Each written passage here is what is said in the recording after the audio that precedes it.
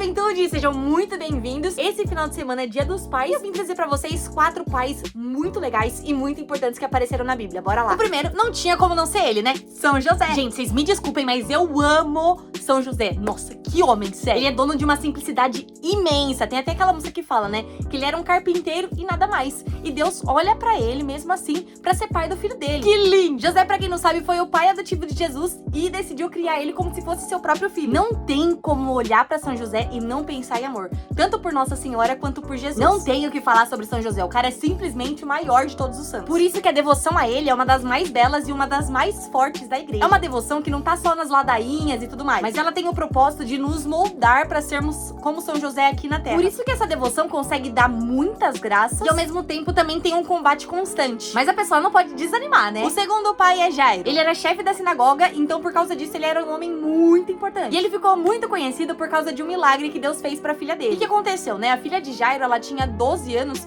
e ela tava muito doente. Até hoje ninguém sabe qual era o motivo, não tá escrito nem na Bíblia, mas a filha dele tava muito doente. E aí Jairo, como nada mais, nada menos, foi atrás de Jesus e falou: vem curar minha filha. Eu vou explicar um pouco dessa ousadia pra vocês entenderem. Jesus tava andando no mar da Galileia, rodeado de gente. É naquele episódio que a moça tava com fluxo de sangue e toca em Jesus? É nesse mesmo dia, nessa mesma hora. Vocês vão entender. E aí Jesus tava lá com a multidão, conversando um pouquinho ali, um pouquinho aqui. E aí chega Jairo. E aí, Jesus, bora curar minha filha? Não com essas palavras, né? Mas com essa mesma atitude. Aí Jesus virou pra ele e falou: beleza. Aí ele foi seguindo Jairo até a casa dele, no meio daquela muvuca de gente. Aí no meio do caminho, ele estava andando, o pai e a moça do fluxo de sangue tocam em Jesus. Aí já era, virou o caos. Aí vocês pensam, se já tava difícil os dois irem pra casa do Jairo, imagina agora, que Deus fez um milagre no meio de todo mundo, como que eles iam chegar? E aí, por causa dessa demora pra ir embora, né? No meio do caminho, os caras chegaram pro Jairo e falaram assim: ó, sua filha morreu, não precisa mais incomodar o médico. E segundo relatos, o Jairo só não entrou em pânico porque Jesus deu um salve nele e falou assim: vamos comigo que vai dar tudo certo. E aí, quando eles finalmente chegaram em casa, tava todo mundo chorando, todo mundo aos prantos, todo mundo triste, acabado.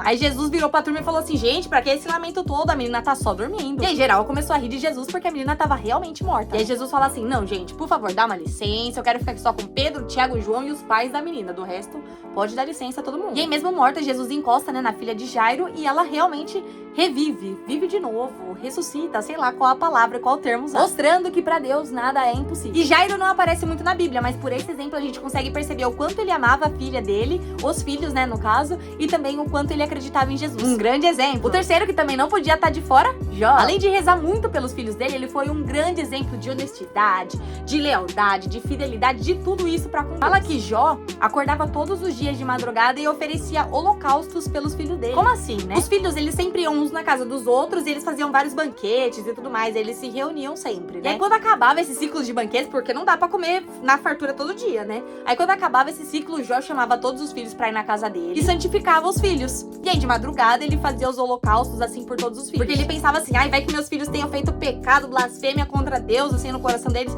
então eu quero santificar cada um. E fora esse exemplo de intercessão pelos filhos, a gente sabe que o Jó teve uma história muito boa, mas também depois muito difícil. E mesmo nas dores, no sofrimento, ele não desistiu da sua fé. Ele acreditava muito que Deus era soberano e justo e tava cuidando de tudo. E mesmo no momento de dor, Jó mostrou sua fé em Deus. Ele falou que confiava mesmo se fosse morto. E Jó em nenhum momento culpou a Deus sobre suas percas. Isso mostra que a fé dele era fortíssima mesmo nos momentos mais difíceis. E a história de Jó nos inspira a confiar em Deus mesmo quando tudo parece perdido. E o quarto pai, não menos importante, o pai do filho pródigo. Sim, ele mesmo, o pai do filho pródigo, daquela passagem que Jesus contou, ele mostra quão grande é o amor de Deus por nós. A gente costuma ver o filho pródigo como um cara que só fez besteira, mas infelizmente nós somos iguaizinhos a ele. Às vezes a gente só não matou o pai antes da hora, não gastou dinheiro com coisa errada. A gente nem erra tanto assim, se for comparar com os outros. Mas embora a gente não perceba, nós temos as nossas falhas, que Deus em sua infinita misericórdia perdoa. Tem coisa que a gente nem sabe que tá errando e ele perdoa. E eu coloquei esse pai aqui como um pai muito importante da Bíblia, porque muita gente realmente não tem um pai presente, mas nós nunca podemos esquecer que nós temos um pai no céu. E de todos os erros que os pais cometem aqui na terra, nós não podemos esperar nunca isso daí dele. Que o cara lá em cima é perfeito. Quem não entende realmente somos nós, né? Mas ele não erra nunca, gente. Podem ficar tranquilos. Na verdade, eu até brinco, né? Que o único defeito dele é amar a gente demais. Ele só erra nisso. Já pensou se não amasse? Eu tava lascado. Bom, nós temos muitos outros exemplos de pai na Bíblia,